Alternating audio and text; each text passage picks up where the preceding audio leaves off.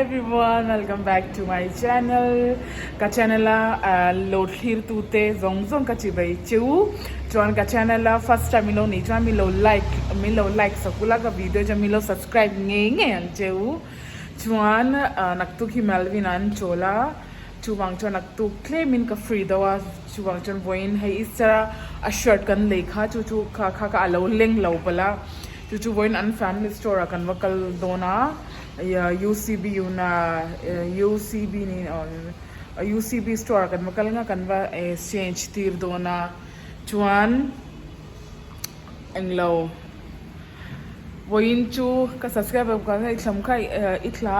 alum lo minita ai alum lo voin chu lum ya lo a chan chu menin kharwa su na saduka chuan khami ka vlog hi chu ka video ka englo da sa nen khan ka lo join me nga min lo se thia me ru hei mhani MRI ti tun kan ka beng a problem chang khan beng be hi ka be talowa englo chuan hi po hi ka be swalin ka sia hei athi na lo vung don ka sia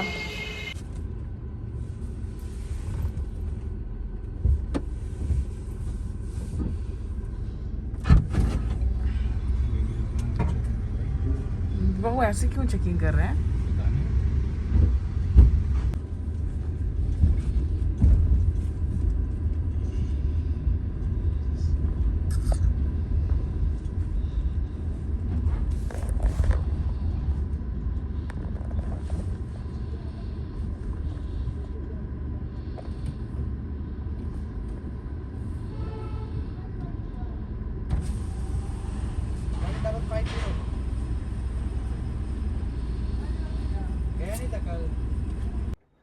chuan hei select city mall parking train kan lu me khania tlemin video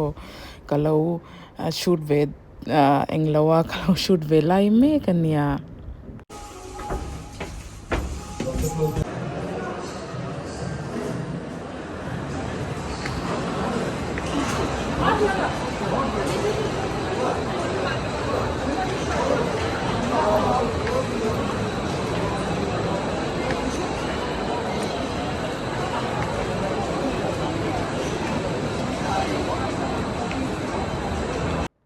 chuan hi UCB store lam kan peilai me kania englo kan peilai hi Apple store hi kan va fang ve lo kan hong tharania India angle Delhi biggest store Apple store an hong tharania heta han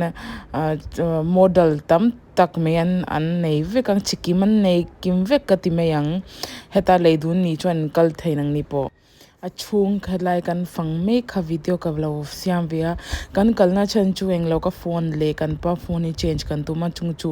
kan ve en ve ngen nei ti chuan he UCB store and family store kan lu me klai khania family store ti na chu heta hian kids mens le englo ladies section om ve kan pat englo an da chikim ve ka ti an thom no te chuan hei kan Melvin a thomno kan change zo kha claim ni ril kan alo drama chu hei eng Chinese store as englo restaurant ne kan kala chu kan va ava chuan kan ema khan kan pan iril tur khai siam lowa min te kha kalau shoot sakang ji sia iril sai englo post na tur te kha kalau post lo kalau siam sakang sa cha min lo record ve a chuan hei hi saketa select city mall ania hei kan inteng claim in la a mall hi chu ambience mall ai nal ka ti zok englo thik vel ta kan aya cake vel te pastries vel ta kan aya englo kan pum ala puar lawa chu wangin food court kan kal dona thil ei turin biryani vel eng local real cham to chuan cho hi kan duwa ke ni chu cho kan ni lo chuan kan puar theilowa chu wang chuan kan va eng den helai food ko da hian eng nge an nei ti te kan food ko da kan thil elai ka lo shoot thengila chuan hei in lam kan holai parking kan lu mek lai kha ania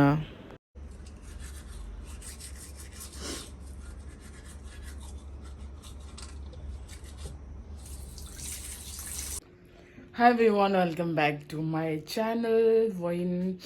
englo menin kha ka blog kalau upload thei lawa tle min kalau bai dawa chuan voin chu Tuesday ani towa englo kasama han englo hei til kan hoya ni jan khan kala sulo chuan voin til pakhat ka muti rang cheu hei kan sofa kan thleng kan cover kan change kha hei front back camera cheng kalo an tirang chuan hei hi kan ti englo palle ni hi mania englo good night motin thokang tam lu tu kha ka hala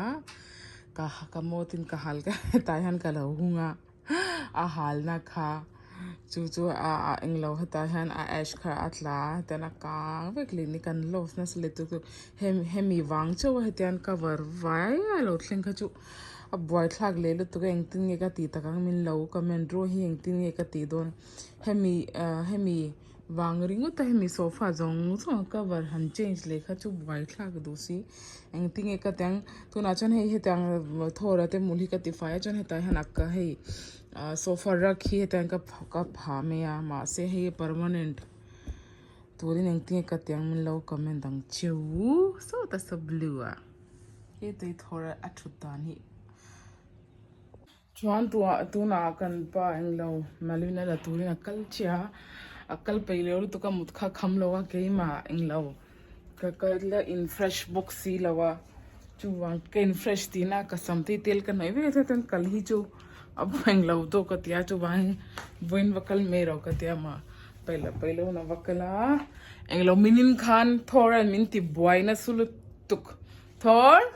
hey hemi thorai han min ti vaina salutuk minin kha kongka kha kan lok theng hila pon ka chwado khan thlem te in alawin hongdo nyang chu an tlan na sa kho ta kan colony pona alo tlan bo de ram hoya kan wa zonga zan in dar ya tinge dar kwari to skutin ka wa tlana ka wa la zong le mi thora hanin ti boilu tu minin zan khan he main kava zonga scooty a ka phura chan ka lo hon le ui ha isu wang cha min ka lo vlog thailawa englo kle min ka boy we dawa ui ka fan te khi bal to lu tuk boy in chunge nak tu vel ka ti fai nge tong chuan magazine a lo ho tepa chu hi ka hwang chuan heta han cho chum turin ka da a melvin lo ho mai nam hinanga chuan hei cham he chu zana kan me thing ka hei arsa chicken changezi kan ti china vai tong chuan englo chicken special discrimin zan kan ka siama hei tle min tel kalo ti tamna tu ka tan tu kan le hei kan ring meang boin chuna chuan hei ka marcha rot ania minin zan khan englo marcha ka kanga marcha ro mani Mizo hom hai marcha te chi arawang chi kha kakanga chon karota nga thu nen hei zong hi kan me tur wa in chun chu chuan voina ka vlog hi lai thleng tur cho hinia ka vlog hi englam huna mi lo tla mi lo like bula mi lo subscribe bula